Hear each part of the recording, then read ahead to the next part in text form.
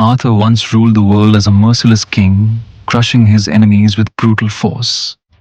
Cities vanished under his nuclear wrath. His thirst for power knew no limits, and the horrors he unleashed left a scar on history. But as death crept close, regret began to take root. Lying on the brink of the abyss, a mysterious voice reached out, offering him a second chance and a warning. Don't waste it. Moments later, Arthur awakens not as a man, but as a newborn baby. Two strangers smile down at him, Reynold, his father, and Alice, his mother. Of course, they don't expect a baby to understand them, but they're overwhelmed with joy.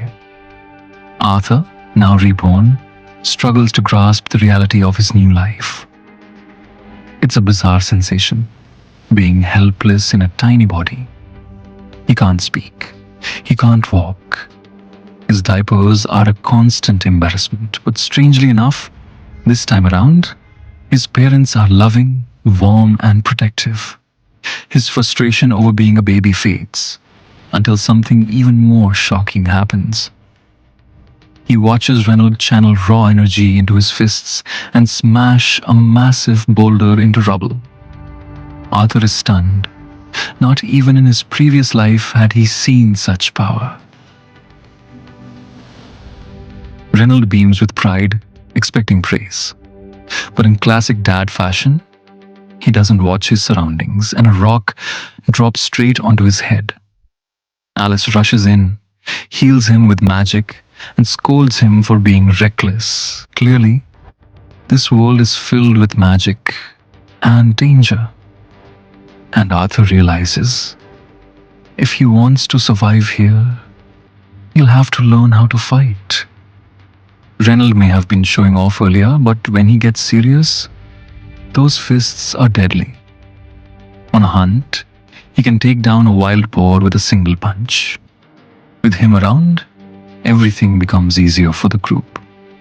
After a successful hunt, he heads home, ready for a warm hug from the family, until he realizes he's still covered in boar blood. A bath will have to come first. Watching all this, Arthur learns two important truths about this world.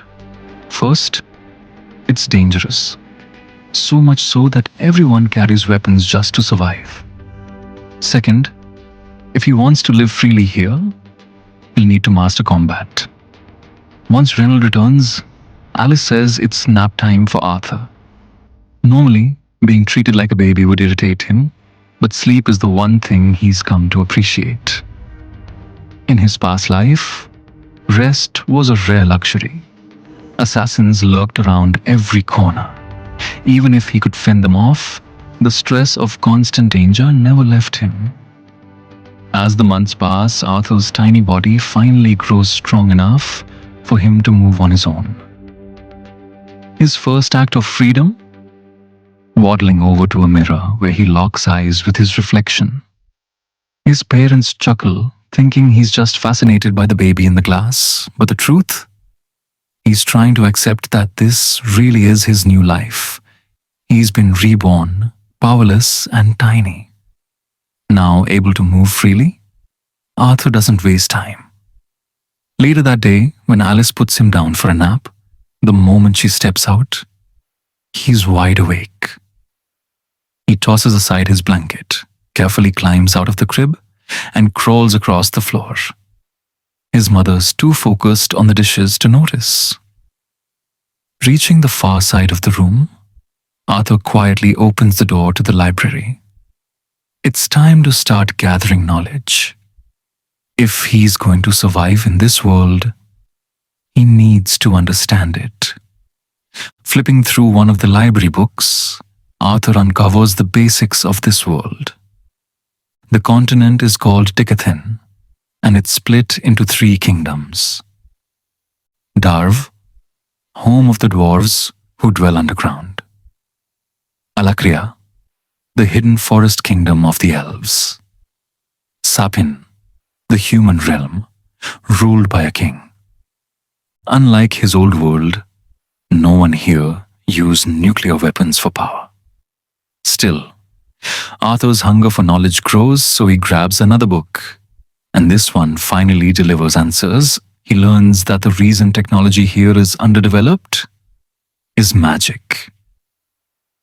In this world, people use mana, the energy within their bodies, to perform extraordinary feats. Magic comes in two primary forms: augmentation, where mana is circulated through the body to boost strength, defense, and agility. Conjuring, where mana is released externally to manipulate the environment. Healing magic, like the kind Alice used, isn't mentioned, leading Arthur to believe it must be extremely rare. Most people here don't even develop mana until puberty, using something called a mana core to channel and control it. But for Arthur, this concept is nothing new. In his past life, he ruled through an energy known as ki, nearly identical to mana. So, he focuses deeply, and just like that, he feels it. His mana begins to awaken. It's a huge step forward. But before he can keep training, Alice finally finds him. She's panicked, having realized he wasn't in bed. She scoops him up, inspecting him closely. Arthur panics. Has she sensed his mana? Nope. She just realized he's pooped himself again. 2 years pass and Alice sits quietly, journaling her thoughts. She's incredibly grateful. Arthur is growing strong and healthy. But deep down, there's one thing that's been bothering her. In all this time, she's never seen him smile. Not even once. Just then, she glances outside and sees Arthur with Reynold. Her husband is already teaching their toddler some swordplay, and surprisingly, Arthur seems completely focused and engaged. But Alice? She's horrified. She storms out, furious that Reynold would give a sword or even a stick to a 2-year-old. Arthur quickly realizes something important. If he wants to train and explore his powers, he'd better stay on Alice's good side. She's not someone you want to make angry. One day, Alice decides to take Arthur out for a stroll through the town. For Arthur, this isn't just a fun outing. It's a chance to observe the world firsthand and gather intel. As they walk, he carefully studies the weapons being sold to the public. From craftsmanship to materials, he notes how technologically behind this place is compared to his old world. But then, something incredible catches his eye. A mage performs a fire spell right in the street. To Arthur, this is gold. Witnessing real magic in action makes the entire trip priceless. By the time they head home, his little body is completely wiped. He's barely keeping his eyes open, and Alice quickly puts him down for a nap.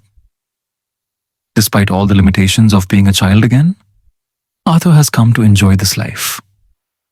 In his previous world, he'd started life in an orphanage. No love, no family, no guidance. But now he has parents who truly care for him, and that, to him, is everything. Arthur falls asleep peacefully on Alice's shoulder as she carries him to his crib. Along the way, she whispers how proud she is. She's seen him sneak out of bed just to read. She's noticed the spark in his eyes when he explores the world around him. To her, it's clear. Arthur has an adventurous soul, probably inherited from Reynold.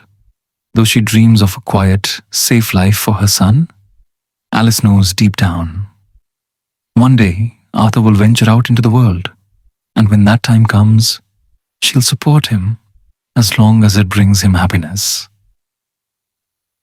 The next morning, Arthur gazes out the window, watching his father practice in the yard. He's eager to see magic in action again. Reynold begins channeling mana, and after a few moments, rocks slowly float up from the ground. He beams with pride. But to Arthur, it's underwhelming.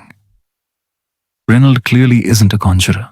His true strength lies in augmentation, using mana inside his body.